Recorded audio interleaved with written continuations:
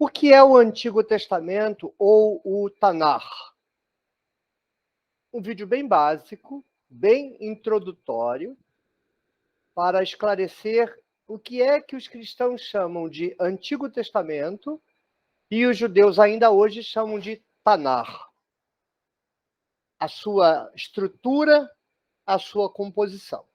Vamos lá? Pensando do ponto de vista mais antigo, ou seja, o ponto de vista judaico, o que os cristãos chamam de Antigo Testamento é para eles Tanar. Para simplificar para você, Tanakh. T-N-K. Com A, né? Então, Tanakh. Mas é Tanar. É um anagrama. A palavra Tanar é o anagrama, uma palavra escrita com as consoantes iniciais dos 3 blocos em que se divide vou usar o termo cristão, Antigo Testamento, o Tanar, ou a Bíblia hebraica, como eu chamo. Todas as vezes que eu usar a expressão Bíblia hebraica, eu estou fazendo referência ao Antigo Testamento, ao Tanar. Esses 3 blocos, o nome deles é Torá, Neviim, Ketuvim. Torá, lei ou Pentateuco. Os Neviim, plural de Navi, profeta, então, os Neviim, os profetas, e os Ketuvim, plural de Katav, escrever. Então, Ketuvim, os escritos. A classificação no Brasil é diferente, com implicações diferentes. Nós veremos. Muito bem. A Torá, o Neviim e o Ketuvim são blocos organizados e independentes. A Torá, considerando a Bíblia hebraica, são 5 livros. Usarei a nomenclatura de língua portuguesa para não confundir a gente, tá? Porque Gênesis para eles é Bereshit, mas vamos para os nomes que nós conhecemos. Então, Gênesis, Êxodo, Levítico, Números e Deuteronômio, a Torá. É o mesmo conteúdo. Se você comprar um Antigo Testamento escrito em hebraico, ou seja, um Tanar, ou traduzido pela editora Sefer aqui no Brasil, são os mesmos livros, é o mesmo conteúdo, não tem diferença de conteúdo nenhum. Os Neviim, aí já é diferente. Porque você tem 2 colunas de livros. 4 aqui e 4 aqui. Que são os profetas anteriores ou maiores e os profetas posteriores ou menores. Aí é assim. Aqui na coluna dos profetas anteriores, há 4 livros que nós aqui no Brasil tratamos como históricos. Josué, Juízes, Samuel e Reis. No cânon hebraico, Josué é um livro só, é o mesmo conteúdo, mas está escrito tudo junto. E Reis, um livro só. É o mesmo conteúdo de 1º, 2º Reis, mas é tudo um livro só. Então, 4. Josué, Juízes, Samuel, Reis. E do lado de cá, fazendo paralelo, 4 livros proféticos. Isaías, Jeremias, Ezequiel, que é um sacerdote, não é profeta, e o livro dos 12 profetas, que para os judeus é um livro só. E nos escritos, aí já é uma confusãozinha, porque tem material misturado aí dentro. Você tem a Torá feminina, ou Megilô, então é Esther, Cântico dos Cânticos, Lamentações, Ruth e Eclesiastes. Depois você tem Esdras, Neemias, que para a Bíblia hebraica é um livro só, Esdras, Neemias. Você tem Crônicas, um livro só. E você tem os famosos, né? O livro de Salmos, o livro de Provérbios e Daniel. Então, no total, são os mesmos livros que tem na Bíblia brasileira, na Bíblia de Lutero, os mesmos livros. A organização e a compreensão da identidade é que muda. Por exemplo, Daniel não é um livro profético. Não, eu sei que na sua igreja lê-se como se fosse um livro profético, ele é um profeta, um menininho que viveu lá na Babilônia. Na Bíblia hebraica não é um livro profético, ele está classificado junto com Salmos, com Provérbios, com Crônicas. Não é um livro considerado, tratado como profético. É, na verdade, se não o último, um dos últimos livros do Antigo Testamento a ser escrito. Ele foi escrito por volta de 165 a.C. Ou seja,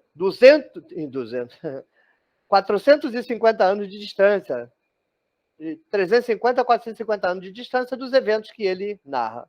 Na verdade, é uma ficção. O livro de Daniel é uma ficção.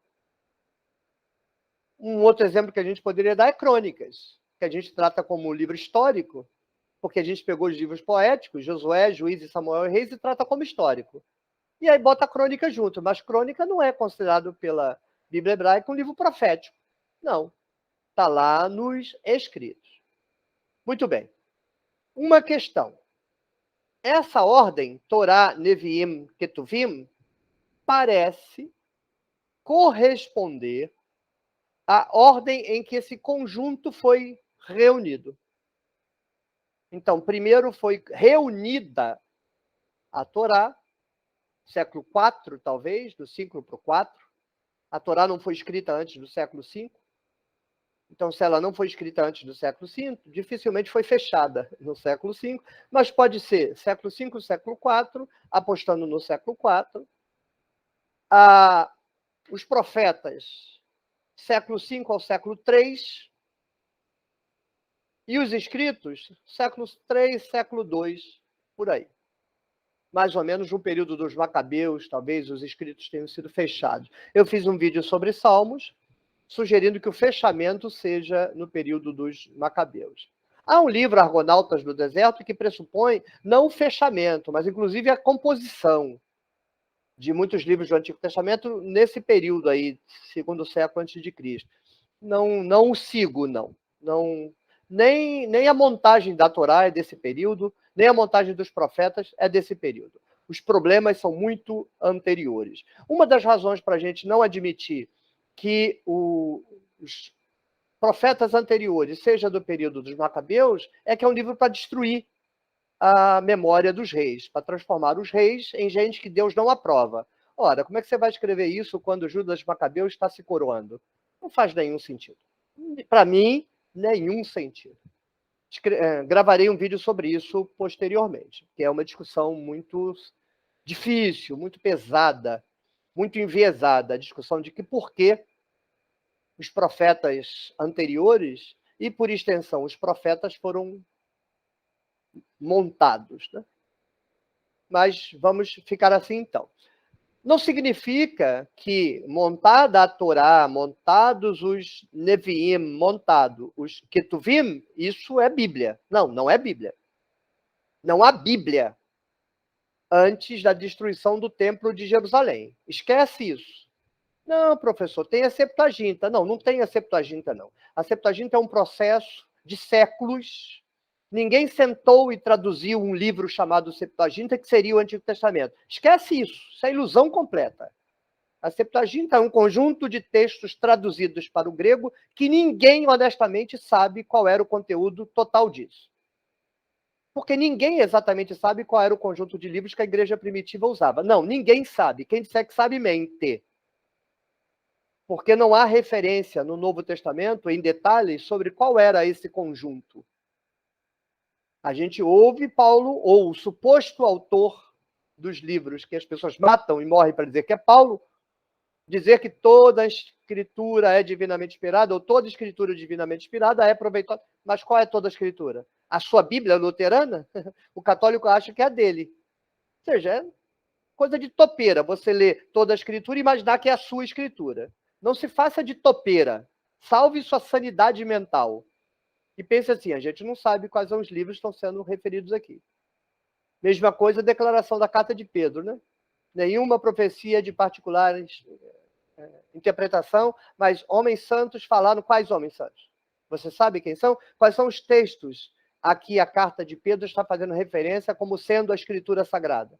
Você não sabe, o Papa não sabe, ninguém sabe, quem disser que sabe mente despudoradamente. Quando Paulo pede a Timóteo, quando você vier, por favor, traga os papiros, principalmente os pergaminhos, ou seja, a Bíblia de Paulo era um caixote cheio de rolo, cheio de pergaminho. Quais são os textos que compõem a Bíblia de Paulo? Você não sabe, o Papa não sabe, seu pastor não sabe, seu pastor menos ainda. Ninguém sabe, quem disser que sabe mente. O códex, o costume de você abandonar rolo e fazer página, livro com página, é posterior ao século I. É feito já no período cristão. Aí se começam a criar coleções fixas, que você pode juntar tudo num volume. Antes era caixote, e você não tem uma lista. A gente tem, assim, ideia da divisão tripartite, já no Novo Testamento, porque aqui e ali se fala da Torá, os profetas e os salmos, né? Então, Torá, os profetas e os salmos sugere que seja alguma coisa. Torá, me parece que não teve nenhuma alteração. Profetas, quais? A gente não sabe. Enoque entra onde? Porque a Bíblia cita Enoque, ascensão de Moisés, testamento dos 12 patriarcas, cita como palavra de Deus. Então, você pegar a sua noção de Bíblia e jogar para o período do cristianismo, você está cometendo um erro colossal. Porque eles tinham um conjunto de textos sagrados que envolviam, muito provavelmente, os livros que hoje estão no Antigo Testamento e no Tanar, mas nós não podemos garantir que algum livro era recusado, você não pode garantir, seu pastor não pode garantir, o Papa não pode garantir, ninguém pode garantir nada. A gente imagina que o conjunto dos livros que compõem hoje o cânon poderiam, deveriam, faz sentido que estivessem presentes, mas ninguém sabe, não há uma lista. Mas havia, com certeza absoluta, outros livros que compunham essa literatura sagrada, que não é cânon, não é Bíblia.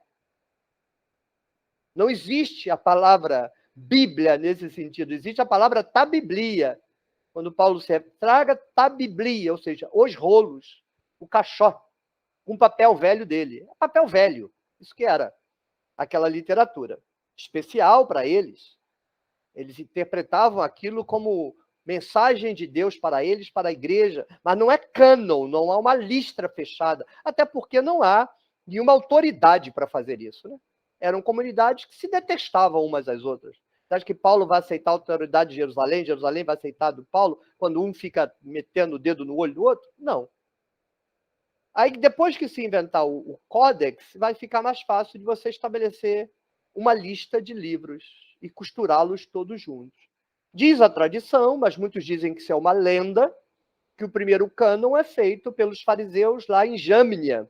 Mas muita gente diz que esse concílio nunca aconteceu, isso é uma retroprojeção. Veja o vídeo de retroprojeção. É o mito fundante. Outros vão dizer que a seleção, atenção, não confunda a seleção dos livros já escritos para compor um cânon com a formação da Bíblia. A Bíblia é uma abstração, é uma operação política de juntar texto que já existe. Então não deixa ninguém confundir sua cabeça, não.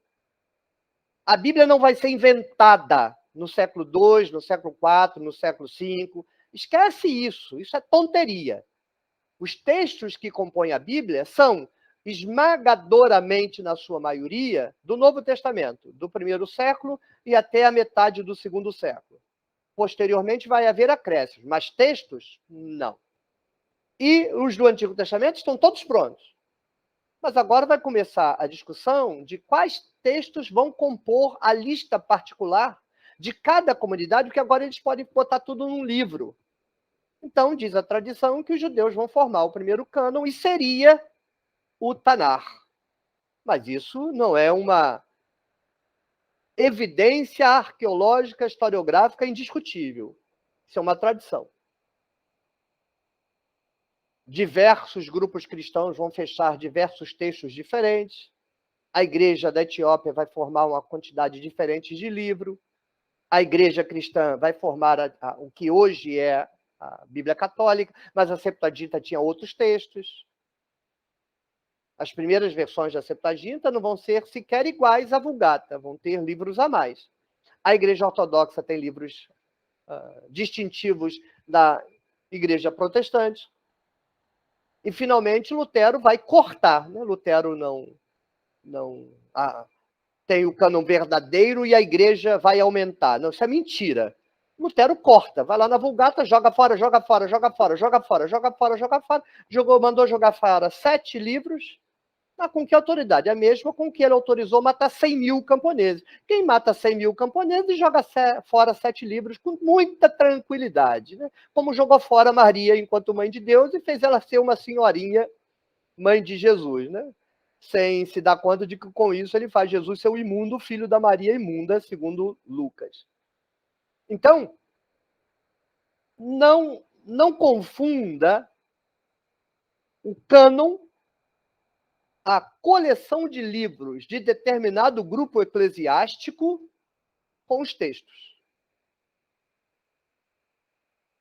Os judeus fariseus, líderes do judaísmo, depois da destruição do templo, decidiram quais eram os livros que seriam canônicos, jogaram os outros fora.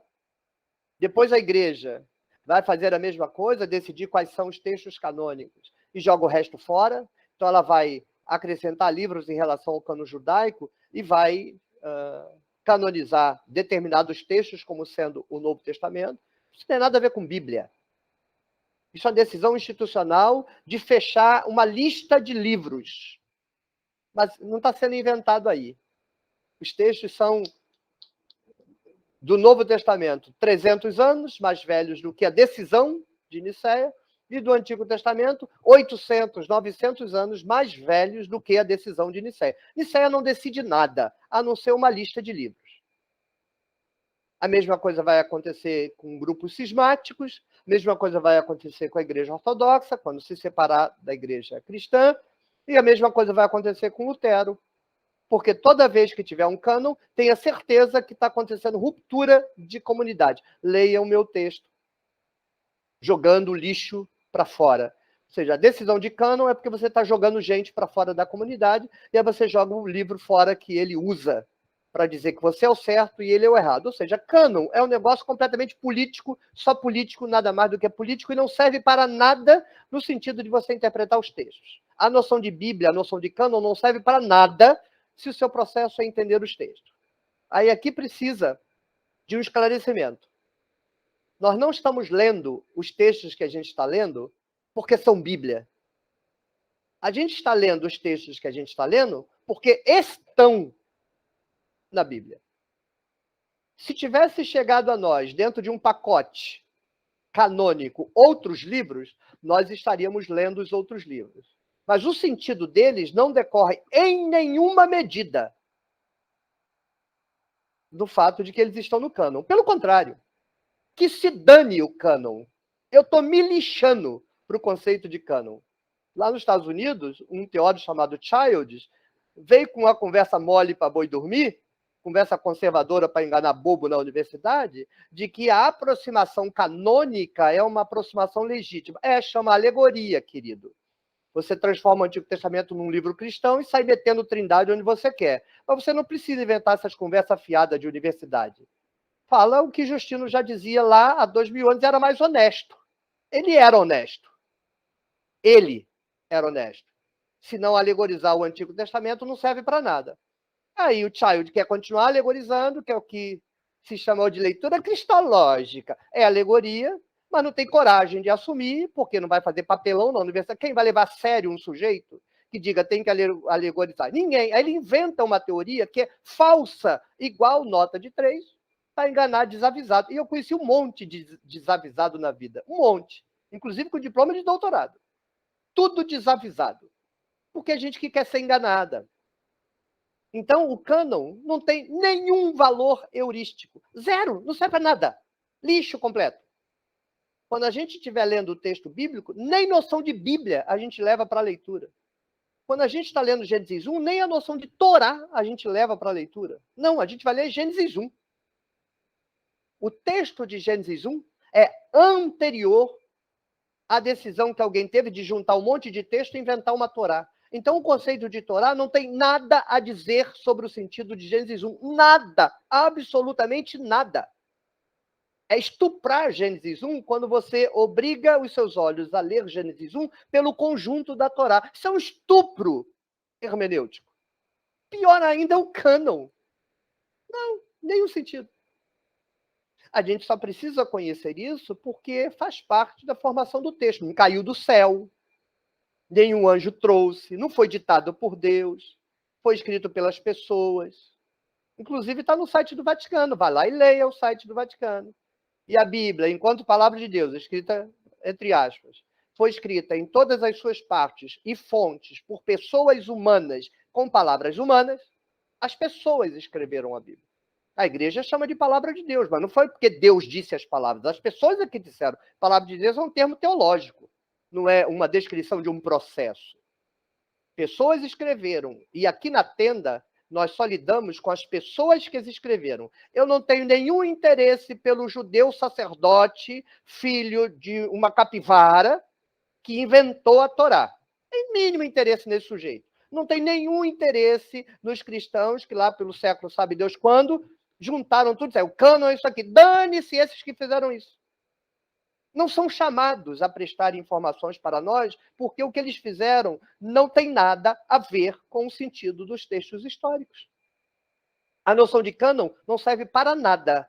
Só para dizer, esse texto tem valor e aquele ali não tem. Aí uma igreja diz, não, esse tem valor e aquele não tem. Ou seja, é briga inútil, como toda briga é inútil, não serve para nada. Então, como é que a gente lida com isso?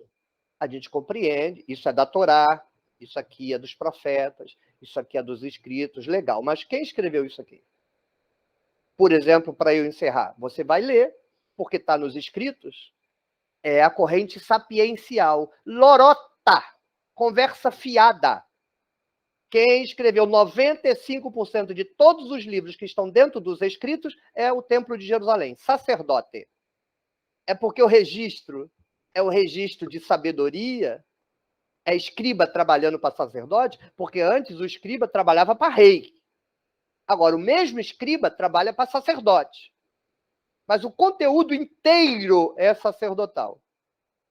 Então, nem esses critérios, o que está na Torá tem que ser lido de um jeito, o que está no profeta tem que ser lido de outro. 99% de tudo que está nos profetas é sacerdotal. Tudo, tudo. A Bíblia é 95% sacerdotal. Então, mesmo essas classificações são absolutamente irrelevantes para a compreensão do texto. Nada, absolutamente nada se pode pôr acima da perícope. Perícope é o texto completo. Um texto, alguém sentou para escrever. Gênesis 1 até 2:4a, uma perícope. Quando você sentar para interpretar isso, você esquece todos os outros textos da Bíblia. Está claro isso? Nós não estamos aqui interpretando a Bíblia. Aqui nós amamos a Bíblia. Mas não a Bíblia como cânon. As favas, o conceito de cânon. A Bíblia como um conjunto de livros, não for a Bíblia, não for alguém ter determinado que eles eram sagrados, eles teriam se perdido. Então é um efeito colateral, preservaram com uma intenção política. Eu me lixo para a decisão política, que foi a decisão do cânon. Mas agradeço porque eles fizeram, porque foi a forma de preservar esses textos, senão ia tudo sido jogado fora. E aí nós vamos ler os textos, independentemente da vontade dos políticos que decidiram, entre eles, sem me consultar, o que é cânon e o que não é. Então, nesta tenda, nós amamos a Bíblia, não como cânon, não como livro sagrado, não como palavra de Deus, nada dessas mistificações políticas e teológicas. Nós amamos a Bíblia porque pessoas verdadeiras as escreveram, a nossa história passa por esses textos, dominá-los, compreendê-los, entendê-los, do alto da nossa maturidade e autonomia, nos liberta da maldição e da mentira que nos contaram durante milênios. Por isso eu amo a Bíblia. O livro que foi usado para nos enredar é o livro que pode nos salvar. Mas tem que estudar, tem que entender. Quando você entender, meu amigo, acabou a mágica. Ninguém mais te controla. Como dizia o Paulo Henrique Amorim, o sol é o melhor desinfetante. Vamos abrir as janelas, deixa a luz entrar, deixa a luz pousar sobre os velhos pergaminhos embolorados e vamos botar os mortos para falar. Que os mortos vão dizer que o que nos dizem da Bíblia é tudo conversa fiada.